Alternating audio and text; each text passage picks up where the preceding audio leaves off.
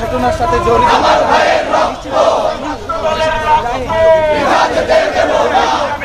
আমরা বাংলাদেশ জাতীয়তাবাদী ছাত্র দল শুধু এটুকুই বলবো, আমরা এখন পর্যন্ত সর্বোচ্চ সহিষ্ণুতা, ধৈর্য এবং সহ্যের পরিচয় দিয়ে বাংলাদেশ বিনির্মাণে সবকিছু ধৈর্য ধরে সহ্য ধরে আমরা চোখ দিয়ে দেখেই যাচ্ছি। আমরা শুধু একটি বাংলাদেশ বিনির্মাণ করতে চাই, যে বাংলাদেশে অহেতুক হত্যাকাণ্ডের কেউ শিকার হবে না, যে বাংলাদেশে কোন ধরনেরই হত্যাকাণ্ডের কেউ শিকার হবে না, যে বাংলাদেশে একজন মানুষও ন্যায় বিচার পাবে না, তা হবে না।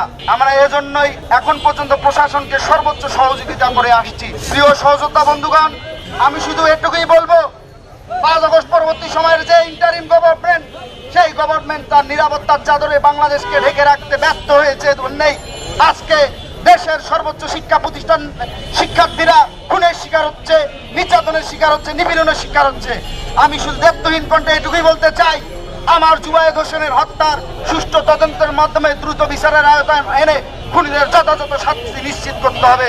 তা না হলে বাংলাদেশ জাতীয়তাবাদী ছাত্রদল ঢাকা বিশ্ববিদ্যালয় বিক্ষোভ মিছিল করেই থেমে থাকবে না। আমরা আমাদের মতো করে তখন আমাদের বিক্ষোভ সমাবেশকে আরো বেগবান করার জন্য যে কর্মসূচি পরিকল্পনা প্রণয়ন করতে হয়,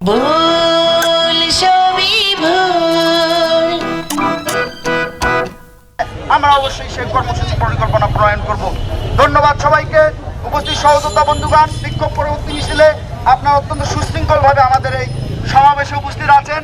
সবাইকে আবারও অন্তরের অন্তঃস্থল থেকে কৃতজ্ঞতা জ্ঞাপন করে আমি আমার সংক্ষিপ্ত বক্তব্য শেষ করছি। আপনারা সবাই জুবায়েদ হোসেনের জন্য দোয়া করবেন। আপনারা জানেন জুবায়েদ এখনো ময়নাতদন্ত বা মেডিকেল নেওয়া হচ্ছে। আপনার যদি কারো যাওয়ার সময় থাকে তাহলে অবশ্যই ওখানে আপনারা যেতে পারেন। এই বলে আমি আমার সংক্ষিপ্ত বক্তব্য শেষ করছি। ধন্যবাদ সবাইকে। বাংলাদেশ জিন্দাবাদ। শহীদ রাষ্ট্রপতি জিয়াউর রহমান অমরক। মহামাটি ও মানুষের নেত্রী দেশ নেত্রী বেগম খালেদা জিয়া জিন্দাবাদ।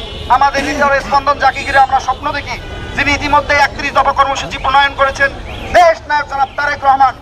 এই 31 দফা কর্মসূচি বাস্তবায়ন হলে এই রকম হত্যাকাণ্ডের কারো শিকার হতে হবে না বলে আমরা বিশ্বাস করি।